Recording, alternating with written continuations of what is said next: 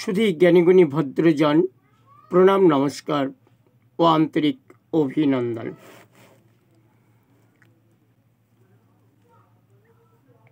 27/2/2016 তারিখে একটি সাহিত্য আড্ডার সভাতে উপস্থিত হয়ে যে কথাগুলো পাঠ করেছিলাম সে কথাগুলো এখানে তুলে ধরলাম। কিছু জ্ঞান আমাকে দিন। আজকের সভায় করতে যোগদান কান্দি থেকে করলাম আগমন। সভাসদগণে জানায় প্রণাম নমস্কার, জানায় আদাব, জানায় আবদার। উপস্থিত সকলের কেউ কবি, কেউ সাহিত্যিক, আমি নই কবি, আমার নাই দিকবিদিক। নই জ্ঞানী গুণী, জানি না কবির ভাষা, তাই আমার এখানেতে আসা।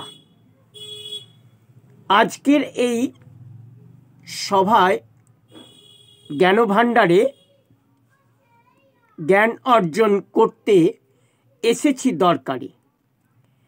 আমি মূর্খ, জ্ঞানহীন, জ্ঞানের কিঞ্চিত আমাকে দিন। মনের কথাগুলো কাগজের পাতায় লিখে রাখি কলমের খোঁচায়। লেখাতে নাই সুর, সবই ছন্দ ছাড়া, নাই তাল, নাই মিল, সবই ভুলে ভরা। কি ভুল, কোথা ভুল জেনে নিতে উপস্থিত হয়েছি এই সভাতে।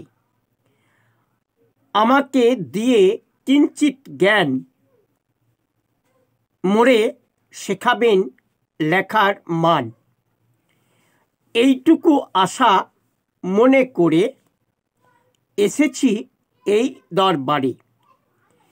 এই আশা ছাড়া নাই অন্য, সকলের সান্নিধ্যে হলাম ধন্য।